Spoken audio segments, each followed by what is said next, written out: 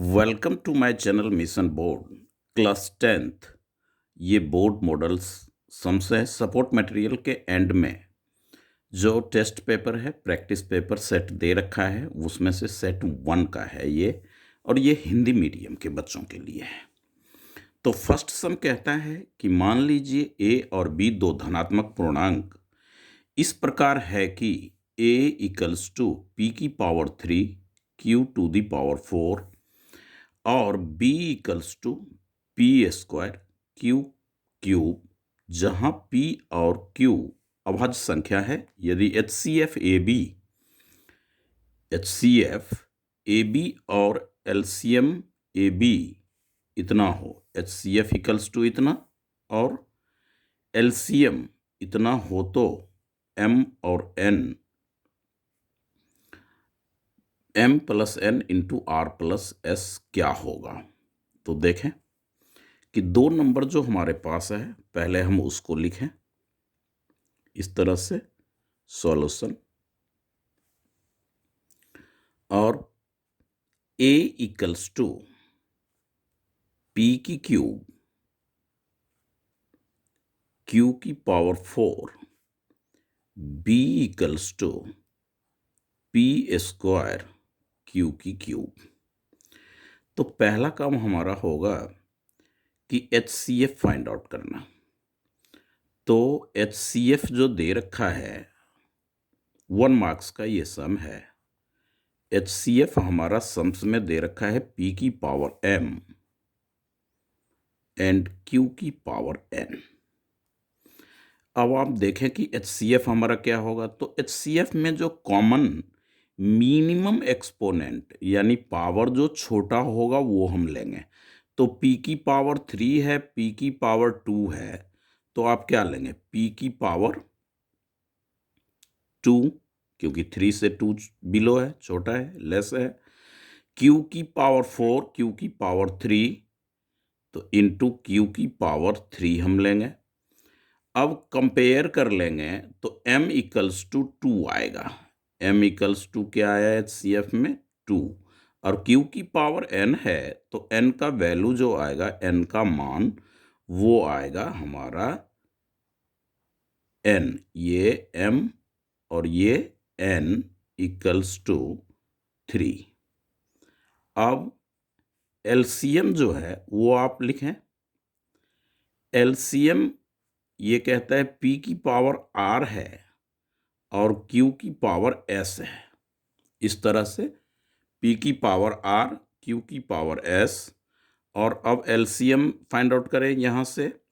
तो जो maximum value होगा हम वो लेंगे इसमें, p की पावर 3, p की 2, तो r p की पावर 3 इंटू q की पावर 4, q की पावर 3, तो LCM में जो मैक्सिमम पावर है, घात है, वही आएगा, तो q की पावर 4। अब कंपेयर कर ले तो r इक्वल्स टू आपका 3 होगा एंड q की पावर s, तो q की पावर 4, तो s का वैल्यू जो है वो आ गया 4। फाइंड आउट हमें करना है क्या, फाइंड आउट करना है m प्लस n। आप नीचे करके लिखेंगे इसमें, इस ऊपर ये, फिर नीचे, उससे नीचे ये, इस तरह से स्टेप आपका होगा। m plus n into r plus s। तो आप देखें कि m का वैल्यू 2 है, तो 2 ले। n का वैल्यू आपका, n का वैल्यू जो है वो 3 है, तो 3 ले। r का वैल्यू 3 है, s का वैल्यू 4 है। इस तरह से ये 5 इंटू 7 यानी 35। सी ऑप्शन जो होगा वो 35 यानी सी ऑप्शन आपका आंसर होगा, सी ऑप्शन। इस तरह से सी ऑप्शन आप इसमें राइट टिक लगाएंगे। अच्छी तरह से देखें, थोड़ा डिफरेंट सम है ये। इस टाइप का इसमें HCF LCM का था, मिनिमम जो पावर होगा वो हम HCF में लेते हैं, मैक्सिमम जो कॉमन पावर होता है वो LCM में लेते हैं और कंपेयर करेंगे। सेकेंड में कहता है माना P एक अभाज्य संख्या है, द्विघात समीकरण जिसकी मूल P के गुणनखंड के रूप में है। तो P के गुणनखंड के रूप में एक टर्म माइनस प्लस और P यहाँ भी, तो ये हमारा B ऑप्शन होता है। ये याद रखने की बात है। यदि अल्फा, थर्ड सम कहता है कि यदि अल्फा और बीटा बहुपद इतना के शून्यक हैं और alpha plus beta equals to alpha into beta, तो P का वैल्यू क्या होगा। आइए देखें, सम नंबर थर्ड की हम बात करते हैं। तो इसको हम सॉल्व करेंगे कि अल्फा प्लस बीटा, यहीं से सॉल्यूशन को लें। ये जो टर्म दे रखा है शून्यकों का ऐड और शून्यकों का मल्टीप्लाई, तो अल्फा प्लस बीटा आप जानते हैं माइनस B/A होता है, तो फॉर्मूले का माइनस और इस B के वैल्यू के साथ जो माइनस है वो यानी 2/1, क्योंकि A का वैल्यू क्या है, P है, तो आप यहाँ A का वैल्यू P लेंगे और प्रोडक्ट ऑफ जीरोज यानी शून्यकों का गुणनफल वो C/A होता है। तो 3P, C का वैल्यू है 3P/P। अब ये P कैंसिल हो गया और आपके पास क्या आया, minus minus plus 2/P equals to 3। तो ये हो गया आपका कितना, 3P इक्वल्स टू 2, यानी P इक्वल्स टू 2/3। तो राइट ऑप्शन जो है हमारा ये सेकेंड का B हो गया। इस थर्ड सम्स का राइट ऑप्शन B। अब सम नंबर फोर्थ को देखें। यदि समीकरणों 3x + y = 1 और 2k - 1 × x + k - 1 y = 2k + 1 का निकाय असंगत, तो असंगत के लिए आप जो है क्या लिखते हैं, असंगत कब होता है, जब A1/A2 = B1/B2 does not equals to, ये लास्ट वाला इक्वल नहीं होगा C1/C2, तब आप क्या कहेंगे कि ये असंगत है, असंगत। तो अब आप वैल्यू पुट कर लें इन दोनों में। तो A1 तो आपका हो गया 3, अब बाय में A2 आपका हो गया 2k - 1, 2k, ये सब सॉल्व, बिना सॉल्व किए हुए पता नहीं चलेगा, सॉल्व करना पड़ेगा इसे। B1 आप ले लें 1, y का जो कोफिशिएंट फर्स्ट इक्वेशन में वो B1 होता है। B2 हो जाएगा k - 1। अब दूसरा लिखने की भी ज़रूरत नहीं है, क्योंकि तो आप क्या करेंगे इसमें k इक्वल, तो इक्वल वाले पार्ट इसी को आप आगे C1/C2 लिख सकते हैं, मगर आपका सम यहीं पे सॉल्व हो रहा है। तो बाय क्रॉस कर लें, 3 को इससे मल्टीप्लाई करें, तो 3k - 1, 3k - 1 इक्वल्स टू 2, 1 से करेंगे 2k - 1 हो जाएगा। अब प्रोडक्ट करें तो 3 को k से मल्टीप्लाई करेंगे तो 3k मिलेगा, 3 को -1 से मल्टीप्लाई करेंगे तो -3 मिलेगा, इक्वल्स टू 2k -1। तो इस तरह से ये हो जाएगा। अब k वाले को वन साइडेड करें, एक तरफ ले जाएं, तो 2k इधर प्लस है, इस तरफ आएगा तो 2k माइनस होगा, इक्वल्स टू -1 -3, राइट साइड आएगा तो +3, तो k equals to 2, k equals to 2 हो जाएगा।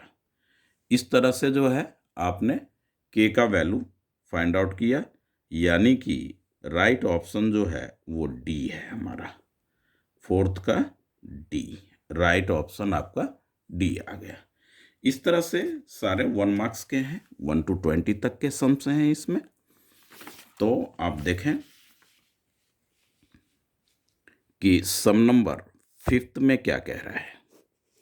सम नंबर फिफ्थ में देखें कि यदि एक समानांतर चतुर्भुज पी क्यू आर एस के शीर्ष पी क्यू और आर दे रखा है तो एस क्या होगा।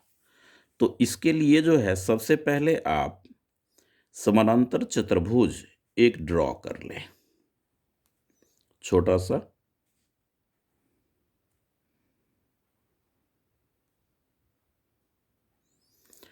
अब आप इसे P ले लें, इसको Q ले लें, इसे R ले लें, इसको S ले लें।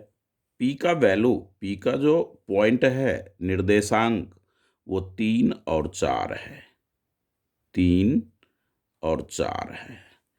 Q का जो है -2 और 3 है। इस तरह से आप लिख लें। R का जो है वो निर्देशांक -3 और -2 है। तो S के बारे में कह रहा है कि S का निर्देशांक क्या होगा। तो आप जानते हैं कि जो समांतर चतुर्भुज होता है उसका डायगोनल एक दूसरे को बाइसेक्ट करता है। तो ये P और R है, तो O का निर्देशांक मिड पॉइंट से आप निकाल सकते हैं। तो हम O की ही बात करें तो O का जो वैल्यू आएगा वो क्या आएगा, मिड पॉइंट में इसका प्लस और बाय में 2। तो -3 + 3 तो 0 और 0/2 तो क्या आ जाएगा, 0 आ जाएगा। और 4 है, -2 है, प्लस करेंगे तो 4 में -2 हो जाएगा तो 2 आएगा, और बाय में 2 तो यानी 1 आ जाएगा। ये कैसे हमने फाइंड आउट किया वो देख ले थोड़ा। x का वैल्यू लिया तो x1 + x2 बाय में 2। अब जो -3 +3 और -3 यहाँ पे लें, बाय में 2, यानी ये माइनस नहीं है आपका, तो ये 0/2 = 0। अब जो y की आप बात करेंगे तो इसमें लेंगे y1 प्लस में y2 बाय में 2, यानी कि P और R में ले रहे हैं तो 4 प्लस माइनस माइनस और ये 2/2, 2/2 = 1। इस तरह से हमने ये मिड पॉइंट वो, यानी कि ये जो 0 और 1 आया तो ये मिड पॉइंट इसका भी होगा। तो अब S का निकालना है तो S का ही तो निकालना है हमें। तो S के लिए जो XY होगा वो x = x1 प्लस इतना, तो ये x प्लस में ये भी तो मिड पॉइंट ही के इक्वल होगा। तो प्लस में q की जो वैल्यू -2 है वो आप लेंगे, और बाय में 2 = ये 0 में O का ये जो O है, O का निर्देशांक मिड पॉइंट से PR का क्या निकाले हमने, 0 निकाला, तो ये 0 हो गया। तो x - 2 = 2 0 0 और x = क्या आ गया, 2। एक वैल्यू हमारे पास आ गया। अब y हम फाइंड आउट करते हैं, क्या करते हैं, y। तो y = हमारा क्या है, 1 है। तो ये 1y प्लस ये जो होगा हमारा y प्लस, और y की वैल्यू O में क्या है, 1 है, यहाँ पे देखें। तो ये दोनों ऐड हो करके बाय में 2 = 1। तो y + 1 बाय क्रॉस करेंगे, 2 1 जा 2। तो y = 2 - 1 = 1। तो इस तरह से हमारा S का जो वैल्यू आया वो आया 2 और 1। तो 2 और 1 कौन सा है, 1, x का वैल्यू 2 और y का वैल्यू, तो y का वैल्यू जो है वो हमारा आएगा, y का वैल्यू आपका हो गया, x का तो 2 आया क्योंकि इन दोनों का 3 और -3 0, तो 0 आया। तो x और -2, सॉरी, x और -2, तो -2, तो x = 2 आया। तो 2 + 2 किस में है, C में है। अब y को एक बार देखें तो y इक्वल्स टू 1, तो y plus 3, y plus, sorry 1 नहीं आएगा, यहाँ पे 3 आएगा, तो y प्लस 3, तो 3 इधर आएगा तो क्या हो जाएगा ये 2 माइनस 3, यानी कि -1। इस तरह से तो s का जो कोऑर्डिनेट आया यानी कि निर्देशांक वो आया 2 और -1। तो इस तरह से ऑप्शन हमारा हुआ सी, ऑप्शन सी राइट ऑप्शन हुआ सम नंबर 5 का।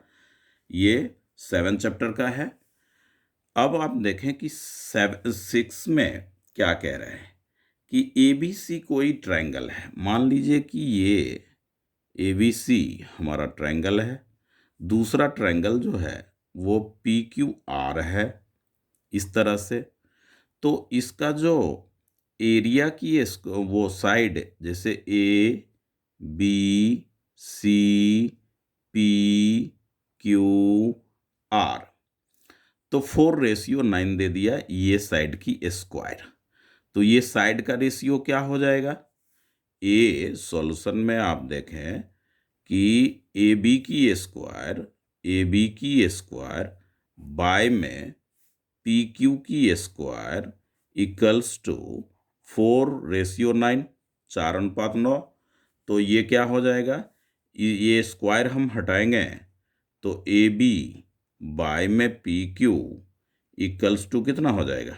2/3 हो जाएगा। तो जब ये 2/3 हो गया तो इसके शीर्ष लंब, यानी ये जो शीर्ष लंब है, यहाँ पे शीर्ष लंब है, उसका रेशियो क्या होगा? AM, इसको M ले लें, PN, इसको N ले लें, तो ये जो हमारा है ये 2/3 आया। तो ये AM सिमिलर ट्रायंगल बाय में PN, इसका सेम रेशियो रहता है, तो इसका आंसर आ गया 2:3, यानी कि ऑप्शन डी, ऑप्शन डी आपका हो गया ये सम नंबर 6 का। यानी कि सिमिलर ट्रायंगल में जो साइड का रेशियो होगा वही करस्पॉन्डिंग एल्टीट्यूड का भी, शीर्ष लंब का भी रेशियो होता है। अब x, यदि x tan 60 डिग्री और cos 60 degree, sin 60 degree into में cot 60 डिग्री हो तो x का वैल्यू क्या होगा? बहुत अच्छा समय है ये। तो ये देखें कि x सॉल्यूशन, ये जो टेबल 8 चैप्टर में है ट्रिकोनोमेट्रिक, उसको आप अच्छी तरह से लर्न रखें। तो ये हमारा हो गया क्या? x tan 60 √3 होता है, cos 60 हाफ होता है, अब sin 60 √3/2 होता है, और cot 60, cot जो होता है tan का अपोजिट 1/√3 होता है। अब ये दोनों इक्वल दे रखा है तो √3 तो कैंसिल कर लेंगे, तो क्या आ जाएगा? x equal to into √3/2 equals to 1/2। तो x इक्वल्स टू, ये इधर प्रोडक्ट हो रहा है, यहाँ पे इधर आएगा डिवाइड हो जाएगा, तो प्रोडक्ट होने पे 2 ऊपर चला जाएगा, अंडर √3 नीचे, 2 कैंसिल हो गया, 1/√3। अब 1/√3 तो tan 30 डिग्री होता है, tan 30 डिग्री का 1/√3 होता है, तो ये अपना राइट ऑप्शन हो जाएगा आपका tan 30 डिग्री, और राइट ऑप्शन आंसर बी। इस तरह से जो है ये हमारा आंसर आया क्वेश्चन नंबर 7 का। अब इसका 8th से देखें। 8th सम कहता है कि यदि sine theta plus cos theta equals to √2 है तो tan theta plus cot theta क्या होगा?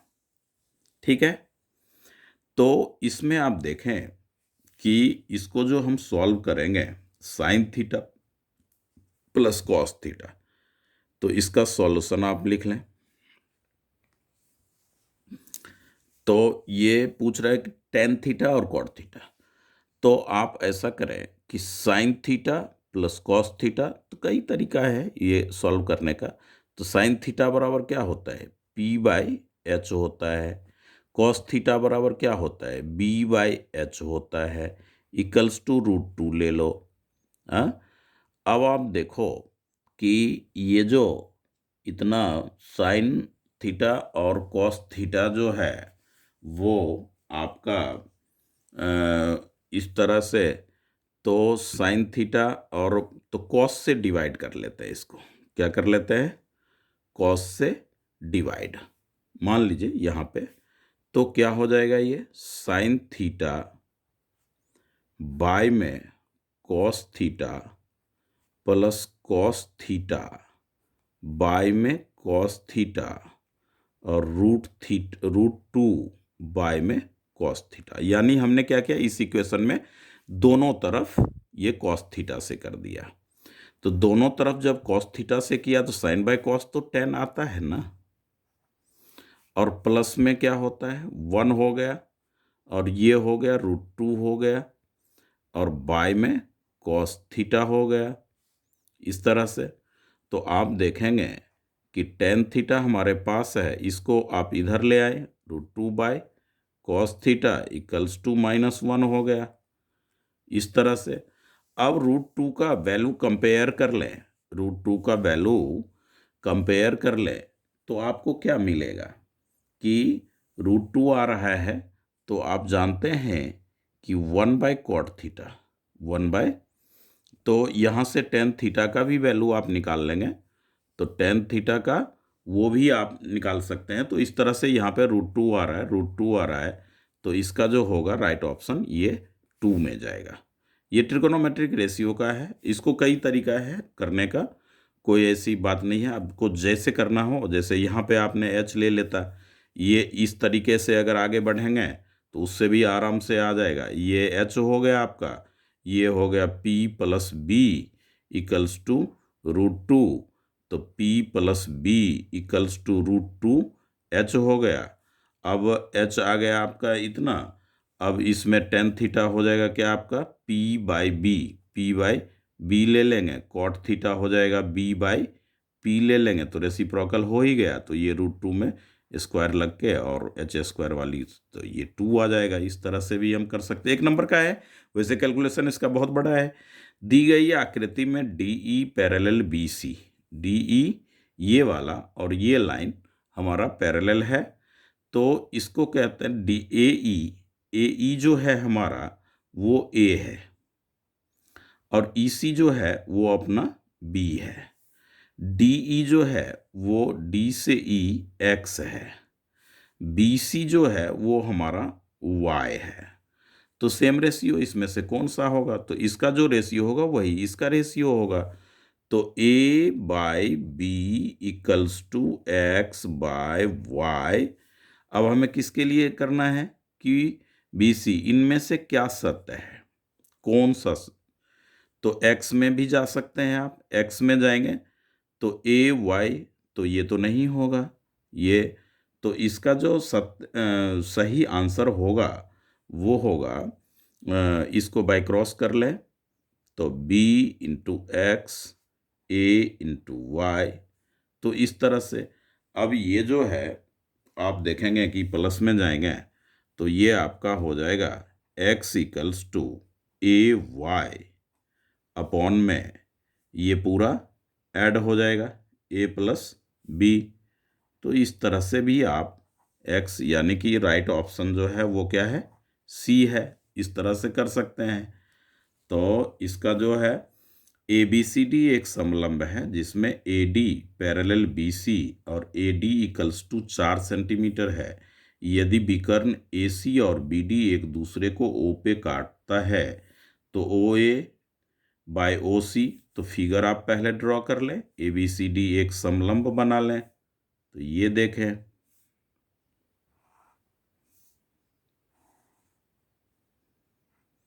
नाम इसका रख लें ABCD। अब इसके विकर्ण को आप O पे ऐसा लिखें, O पे काट लें। अब आप क्या करेंगे कि AC और BD O पे प्रतिच्छेद करता है, तो आप देखें AO ये और OC ये 1/2, तो ये 1 हो जाएगा, ये 2 हो जाएगा। डी ओ आपका हो गया 1, डी ओ आपका हो गया 1, और ओ बी वाला पार्ट जो है ये 2 हो गया। तो आपको ये वाला मांग रहा है, तो ये जो हमारा हो जाएगा वो हो जाएगा आपका 8 सेंटीमीटर, क्योंकि 2 का आ रहा है इसमें इसमें और इसमें रिलेशन। ये साइड हो गया अपना, या इस तरह से इसको हम ऐसा भी ड्रॉ करके करते हैं और सेम रेशियो लगाते हैं, तो ये आंसर हो गया आपका 10 का सी, 8 सेंटीमीटर आएगा। डायरेक्ट है। अब आप देखें कि इसमें कहता है सम नंबर 11 में, यदि 3 सेंटीमीटर त्रिज्या वाले एक वृत्तखंड, तो आप क्या करेंगे कि एक सर्कल बनाएंगे। सर्कल बनाने के बाद 60 डिग्री यहाँ पे इस तरह से त्रिज्यखंड ले लेंगे। ये हो गया आपका 60 डिग्री और ये हो गया 3 सेंटीमीटर। तो कहता है कि रेखाखंड खींची जाती है स्पर्श, ये फिगर गलत हो गया बेटा, त्रिज्यखंड का नहीं, ये 10 चैप्टर का। आप कोई नहीं, आप इसको दूसरा फिगर ड्रॉ कर लें। 3 सेंटीमीटर त्रिज्या वाला है और स्पर्श रेखा के बीच का वृत्त पर 60 के कोण पर झुकी हुई स्पर्श रेखा, यहाँ से और यहाँ से यहाँ पे 60 डिग्री बना रही है। ये और ये आपका हो गया 3 सेंटीमीटर, 3 सेंटीमीटर। तो कहता है प्रत्येक स्पर्श रेखा की लंबाई क्या होगी। तो लंबाई क्या होगी, तो आपको ये करना पड़ेगा। अब यहाँ पे 90 डिग्री रहता है, तो इसमें और इसमें, तो ये लाइन ड्रॉ करने के बाद ये हो जाएगा 30 डिग्री और ये हो गया 30 डिग्री। अब जो हाइट एंड डिस्टेंस में आप लगाते हैं वो लगा लें कि ये साइड आपको निकालना है, तो ये इसका परपेंडिकुलर हो गया और ये इसका ये एंगल ले रहे हैं आप। मान लीजिए यहाँ पे O है और यहाँ पे A है और ये B है और यहाँ भी तो वही है, तो ये एंगल हो गया, तो ये क्या हो गया, परपेंडिकुलर हो गया, ये बेस हो गया। तो आप लिखेंगे OA, पहले ले लें O, ये B और C ले लें, तो OC बाय में BC इक्वल्स टू 10-30 डिग्री। तो OC कितना है, 3 है। BC हमें फाइंड आउट करना है, 10-30 1/√3 होता है। तो BC की लेंथ जो हो जाएगी वो 3√3 हो जाएगी, यानी राइट आंसर हमारा D हो गया।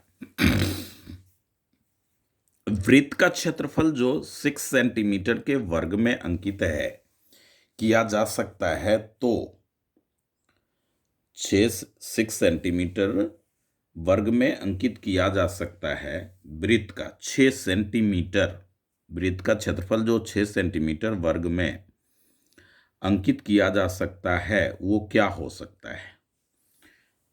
तो 6 सेंटीमीटर में जब आप जाएंगे तो 6 सेंटीमीटर स्क्वायर क्या है, एरिया ऑफ सर्कल है। एरिया ऑफ सर्कल आपको क्या दे दिया, तो 6 सेंटीमीटर स्क्वायर दे दिया। तो अब उसका कहता है कि क्या हो सकता है 6 सेंटीमीटर के, तो 6 सेंटीमीटर आप क्या ले सकते हैं, आप जो है 6 सेंटीमीटर जो हो जाएगा वो आपका, तो पाई आर स्क्वायर ही तो आप लगाते हैं ना, पाई आर स्क्वायर। तो पाई तो सब में है, पाई हर एक में है, सब में है, तो इसकी तो पाई की तो हमें वो नहीं है, 6 का है, तो 3×2=6 होता है 6 सेंटीमीटर वर्ग में। तो वृत्त का क्षेत्रफल जो हो गया वो हो गया आपका क्या, पाई आर स्क्वायर में आप जाएंगे तो क्या मिलेगा 6 सेंटीमीटर स्क्वायर। आप तो उसमें क्या हो जाएगा कि आपका 3 का वो बन रहा है 2 इंटू इसका 3। अब 3 की स्क्वायर कर ले तो 3×3=9, 9 पाई स्क्वायर सेंटीमीटर स्क्वायर जो है इसका क्षेत्रफल वो उसमें रेशियो में आएगा। तो इसका राइट ऑप्शन जो है वो डी हो जाएगा आपका। एक घनाभ की लंबाई, चौड़ाई और ऊंचाई का योग, तीनों का योग इतना है तो उसके विकर्ण का, तो घनाभ फॉर्मूला ही होता है घनाभ का विकर्ण, घनाभ का विकर्ण under root L square plus B square plus H square, यानी कि उसके साइड्स के वर्ग का जमा योगफल। तो योगफल आपका कितना दे रखा है? 6√3 दे रखा है। और इसका क्या बन जाएगा आपका? तो ये जो एल लंबाई चौड़ाई और ऊंचाई का योग इतना है, जबकि ये इतना होता है, तो ये क्या होता है? आप इतना इक्वल्स टू आप 2.5 9 चैप्टर में पढ़ रखे हैं कि ए प्लस बी प्लस सी, ये तो उसके तो ये हो जाएगा आपका फॉर्मूला ही पहले खोल लें, ए प्लस बी प्लस सी इंटू ए स्क्वायर, इस तरह से होता है, सबका होगा। तो ये आपका 6 है, और 6 आपका हो गया कितना? 6×36, और 36 का 96, इस तरह से जो है 96 सेंटीमीटर स्क्वायर होगा। कैसे? तो वो आप देख लें। तो इसके वर्ग का 6√3 का स्क्वायर कर लें, और ये 3 टाइम्स हो जाएगा, ये क्या हो जाएगा? और अंडर रूट इसका होगा, इसका तो आप करेंगे तो 6×6 = 36, और ये √3 3√3, तो 6×6 = 36, और 36 को 6 से आप करेंगे तो 36×3, एक मिनट, इसमें देखें कि लंबाई चौड़ाई और ऊंचाई का योग, ये स्क्वायर का योग नहीं है, ये क्या है आपका? स्क्वायर का योग नहीं है, बल्कि है क्या हमारा? ऐड उसका। तो विकर्ण की लंबाई भी दे रखा है, विकर्ण की लंबाई भी दे रखा है, तो कुल पृष्ठीय क्षेत्रफल निकालना है, इसलिए ये सम नहीं हो रहा था। तो ये इतना होता है, ये इतना इक्वल्स टू आप लिखेंगे 2√3। अब ये स्क्वायर इधर जाएगा तो squaring both side, L square plus में बी स्क्वायर प्लस में एच स्क्वायर इक्वल्स टू, ये वर्ग जाएगा तो ये हो जाएगा 4×3, तो ये हो गया आपका 12। अब इसको जब आप करेंगे solve, A square plus B square plus C square, तो ये हो जाएगा L plus B plus H, इसकी होल स्क्वायर, और साथ में होता है वो प्लस में आएगा तो इधर माइनस हो जाएगा 2ab यानी LB, और माइनस में 2LH, माइनस में 2BH, तो 2 कॉमन लेंगे आप यहाँ पे, तो क्या बनेगा? LB LH और BH, इस तरह से इसके इक्वल में क्या हो जाएगा? 12, और 12 के साथ आप कहाँ जाएंगे? ये इसका ऐड कितना हो जाएगा? 6√3, तो 6√3 की स्क्वायर भी तो इतना ही होगा, 6×3, तो ये जो है आपका होगा। और फिर ये 2 से डिवाइड जाएगा, 2 से डिवाइड जाएगा, तो आप ये देखें तो 36, इसमें जो ये जो वैल्यू आया इसका, तो आपको कुल पृष्ठीय क्षेत्रफल, तो 2×LB प्लस माइनस कॉमन ले लें, तो 2, ये माइनस जब कॉमन लेंगे तो सारे प्लस आ जाएगा, ये हो गया पृष्ठीय क्षेत्रफल, हाँ, और आपका ये हो गया 12, और इसकी स्क्वायर हो गई आपकी कितनी? ये इसका जो स्क्वायर होगा वो हो जाएगा आपका 36 और 108, 12 इंटू यहाँ पे 12×108 बाय में 2, इस तरह से बाय में 2 आप नहीं करेंगे तो ये 96 सेंटीमीटर स्क्वायर नहीं, बल्कि कुल पृष्ठीय क्षेत्रफल हमारा आएगा किसमें? तो ये आपका डिवाइड, ये ठीक है, राइट ऑप्शन ये है। इसका एक बार फाइनली आप देख लें, इसमें ये तो इतना होता है, ये तो इतना इक्वल्स टू ये जो a plus B plus C की होल स्क्वायर नहीं होती है, A square plus B square plus C square, और होता क्या है? Plus 2ab plus 2bc plus 2ca, तो ये टर्म जो है टोटल, ये टोटल टर्म आपका क्या आ जाएगा? इसके इधर आ जाएगा, तो ये जो हो जाएगा ये होगा 6√3 की स्क्वायर माइनस में 2 into L B plus L H plus B H, ये हो गया हमारा क्या, कुल टोटल कुल पृष्ठीय क्षेत्रफल। घनाभ का यही होता है। और इधर जो ये जो हम देखेंगे, ये तीनों पार्ट आपका एक तरफ रहेगा, क्योंकि इसको आपने इधर लाया। तो ये हो गया आपका कितना, विकर्ण 2 अंडर रूट 3, 2 अंडर रूट 3 दे रखा है। अब ये जो विकर्ण की लंबाई, तो इतना इक्वल्स टू इतना, और आपने क्या किया, स्क्वायर किया, तो 4 3 जा 12, ये बन गया 12। अब जो ये 12 हमारा हुआ है, तो अब ये आप इधर -2 इंटू एल बी ले, बी एच ले, एल एच ले, लंबाई गुना, ये होता है क्या, कुल पृष्ठीय क्षेत्रफल। और इधर आप देखें 12 और ये 18 3 जा क्या हो जाएगा आपका, इसकी स्क्वायर क्या होती है, 18 3 जा 50, 6 6 जा 36, और 36 को आप 3 से करें तो कितना प्रोडक्ट होगा, 108। तो यहाँ -108, और उसमें आप 12 काटेंगे तो क्या आएगा, -96। ये माइनस कर जाएगा, तो कुल पृष्ठीय क्षेत्रफल तो यही ना होता है। तो इस तरह से आप अच्छी तरह से समझें। और दो फॉर्मूला लगा, एक ये और दूसरा विकर्ण का ये, इसको आप छोड़ें, ये समझने में थोड़ा है। ये इस तरह से आप ये 1396 जो है, इसका 13 सम्स में आंसर है। मुश्किल सम है थोड़ा। यदि किसी आंकड़े का बहुलक और माध्यक का अंतर 24 है, तो माध्यक और माध्य का अंतर क्या होगा। अच्छा सम है, देखिए। तो बहुलक और माध्यक का अंतर, तो सेंट्रल टेंडेंसी, केंद्रीय प्रवृत्ति आपको याद होना चाहिए। केंद्रीय प्रवृत्ति वो होता है 3 माध्यक 2 पर इक्वल्स टू 2 माध्य और बहुलक, इस तरह से होता है। तो आप इस पे बिठाएंगे तो आपका जो ऑप्शन निकलेगा वो होगा ये 12। कैसे, वो भी देख लें। बहुलक और माध्यक, बहुलक और माध्यक का अंतर, तो बहुलक को जो है आप ये बहुलक ही लिखें। तो बहुलक क्या होता है, सबसे लार्जेस्ट फ्रीक्वेंसी होता है FI।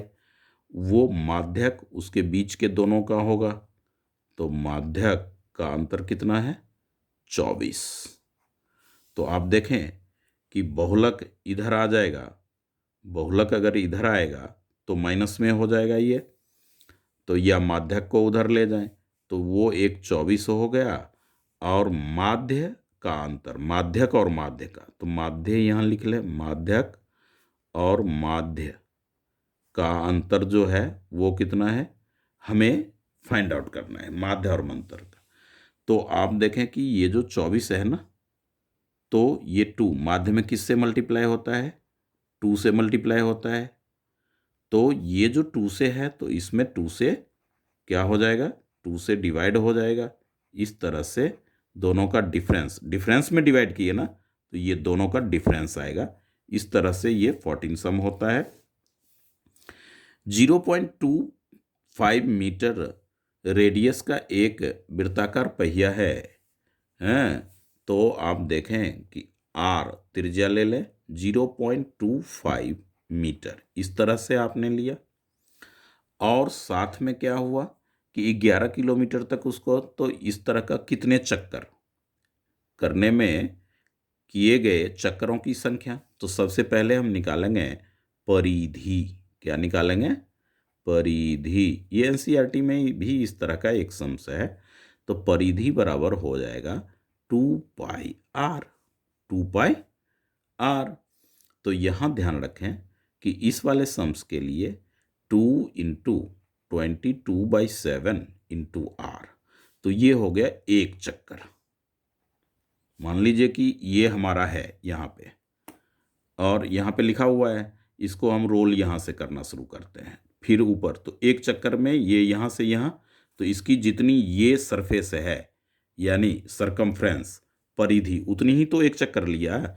और 11 किलोमीटर में, तो ये जो है मीटर की, ये मीटर है और 11 किलोमीटर की बात कर रहा है, तो 11 को मीटर में कन्वर्ट कर लो तो क्या हो जाएगा 11,000। अब बाय में ये डिवाइड कर लो, 2 इंटू 22, एक चक्कर से डिवाइड करेंगे तो चक्करों की संख्या आ जाएगी। तो ये R हो गया और ये हमारा 7 हो गया। और ये तो इस तरह से जब आप कैंसिल करोगे तो R का वैल्यू हमारा क्या था, 0.25 था, तो वही रखेंगे ना, 0.25 तो दे रखा है, तो वो पुट कर दीजिए, तो 2 जीरो आप ऊपर ले लीजिए, ये हो गया। अब 7 के इसमें देखिए, ये 22 से आप लेंगे, इसको करेंगे तो 22 5 जा इतना होता है, तो 500 हो गया।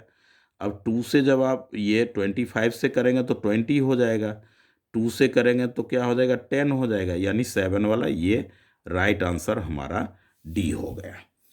अब कहता है निम्नलिखित वितरण के लिए कक्षा बारंबारता, माध्यक और बहुलक के वर्ग की निचली सीमा। तो अच्छा है, मोस्ट 1 मार्क्स का है। सबसे मोस्ट फ्रीक्वेंसी कितनी है, 20 है, तो ये हो गया बहुलक, बहुलक का L, बहुलक यहाँ लिख लें, बहुलक का लोअर लिमिट 15, सबसे ज़्यादा फ्रीक्वेंसी वाला लिए। अब कहता है माध्यक, तो n/2 करेंगे, माध्यक के लिए क्या करेंगे n/2, इसको प्लस कर लें, 7 7 और 9 16, 2 3 4 और 6, तो 33 हो गया। n/2 क्या हो गया 33। अब इसका वो CF भी देख ले, क्योंकि CF से निकालते हैं, तो ये 10 हो गया, ये 25 हो गया और ये आपका 37 हो गया, तो ये इसके पास रहा, तो ये आ गया माध्यक का L।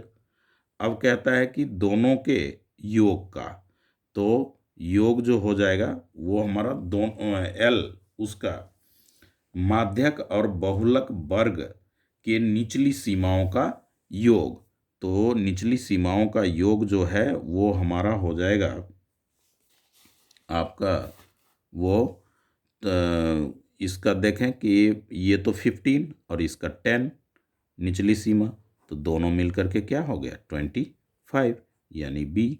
सीखना इसमें ये था कि हम निचली सीमा निकालते कैसे हैं। तो बहुलक में तो जो सबसे बड़ा फ्रीक्वेंसी है उसका ये निचली सीमा हो गया, और इसके लिए हमें CF करना पड़ेगा, संचयी बारंबारता निकालना पड़ेगा। तो 10 हो गया, 25 हो गया, ये तो ये 33 के n/2 लेते हैं, ये हमारा क्या है n/2, 66 का आधा, तो ये 37 के चलेंगे ये, और दोनों का प्लस 25 हो गया। तो इस तरह से हमारा ये था 16th सम। अब आप आए 17th सम में देखें, तो 17th सम का जो है वो दो पासे एक साथ उछाले गए, कम से कम एक बार 6 आने, एक बार 6, तो देखे एक बार 6 तो इसमें भी आ रहा है, 1 6 2 6 3 6 4 6 5 6 और 6 6, कहते कम से कम, तो ज़्यादा ये आ सकता है। अब दूसरा क्या बन रहा है, 6 1 भी तो बन सकता है, 6 2 भी तो बन सकता है, 6 3 भी तो आ सकता है, 6 4 भी तो आएगा और 6 5 भी तो आएगा। इस तरह से कितने हो गए टोटल आउटकम्स हमारे फेवरेबल, 1 2 3 4 5 6 7 8 9 10 11, तो 11 किस में है, और टोटल दो पासे में कुल 36 होता है। 5 10 B 4 है, ये देखें, ये इसमें इसको सॉल्व करना है तो इसको पहले ले, जब आप लेंगे 5 10 बीटा इक्वल्स टू 4, तो 10 बीटा इक्वल्स टू 4/5, इतना तो कोई दिक्कत नहीं। अब आप क्या करें कि 10 जो होता है वो क्या होता है, P/B होता है, P/B होता है, तो H आप ले लें, तो इसकी स्क्वायर प्लस इसकी स्क्वायर, तो 4 की स्क्वायर 16, 5 की स्क्वायर 25, तो क्या आ जाएगा अपना अंडर रूट 6, 5, 11 और 41। अब इसमें वैल्यू पुट कर लें आप, तो इसमें 5 पहले लें, साइन बीटा, तो p/h, p हमारा कितना है 4 है, h हमारा कितना होगा अंडर रूट 41 होगा, 2 cos बीटा b/h, तो b हमारा 5 है, 5 बाय में अंडर रूट 41। फिर आपका ये क्या हो गया 5 इंटू में साइन बीटा, तो साइन के लिए तो आपने ऊपर फाइंड आउट किया ना 4/41 प्लस 2 इंटू में कॉस बीटा, तो कॉस बीटा जो है हमारा वो क्या हो जाएगा b/h, तो b हमारा क्या है ऊपर आपने लिखा 5 बाय अंडर रूट 41। अब इसको आप क्या करेंगे 5 4 जा 20/20 और 41 आप एलसीएम ले लें तो माइनस में 10 मिलेगा, और ये क्या हो जाएगा 20 प्लस में 10 बाय में अंडर रूट 41, तो अंडर रूट 41 कैंसिल कर लें, तो 10 बाय में 30 यानी 1/3, तो 1/3 आपका क्या है राइट ऑप्शन ए है। अब जो सम है वो आपको उसका है अब अभिकथन और कारण का, तो इसके लिए बुक की जरूरत होगी आपको, तो आप देखें सम नंबर 19 और 20, ये दो सम आपके बोर्ड में भी इसी नंबर पे इस तरह का क्वेश्चन रहेगा, अभिकथन का और कारण का। कहता है कि यदि दो संख्याओं का गुणनफल इतना हो और HCF 17 है तो LCM इतना होगा, यानी 17 से आप डिवाइड करेंगे HCF से तो ये निकल आएगा, और HCF हमेशा क्या कहता है HCF हमेशा LCM का एक गुणनखंड होता है। तो देखिए गुणनखंड होता है ये एक अलग बात कह रहा है, ये HCF और LCM में रिलेशन कह रहा है, इससे इन बातों की पुष्टि नहीं हो रही है। यहां तो ये है संख्याओं का गुणनफल है, संख्याओं का गुणनफल जो होता है वो HCF और LCM के गुणनफल के बराबर होता है, तो इसका आंसर क्या हो गया आपका बी हो गया, 19 का आंसर बी हो गया। अब आप देखें कि यहाँ पे 20 में आए तो 20 में कह रहा है कि ये थोड़ा सा बुक रखने में प्रॉब्लम हो रही है, कोई नहीं देखें आराम से। 20 में कह रहा है कि यदि ABC की भुजा AB और AC के मध्य बिंदु का निर्देशांक क्रमशः इतना इतना है और BC बराबर 20 इकाई है, तो किसी त्रिभुज की दो भुजाओं के मध्य बिंदुओं को मिलाने वाली रेखा तीसरी भुजा के समानांतर, ये दोनों सही है, तो 20 का जो आंसर होगा वो आपका हो जाएगा ए, क्योंकि ये सब आप बीपीटी में पढ़ रखे हैं। तो ये इस तरह से 19 का बी ऑप्शन हुआ और 20 का ए ऑप्शन हुआ, 19 का बी और 20 का ए। तो थोड़ा था एक दो सम्स आपको इसमें समझने में प्रॉब्लम होगी, मगर मैं नेक्स्ट वीडियो में उसको भी अच्छी तरह से सॉल्व करके, क्योंकि उसका कैलकुलेशन थोड़ा बड़ा है, तो इस तरह से हम ये 1 to 20 बोर्ड के जो टेस्ट पेपर हैं प्रैक्टिस पेपर हैं उसका है। Okay, thank you.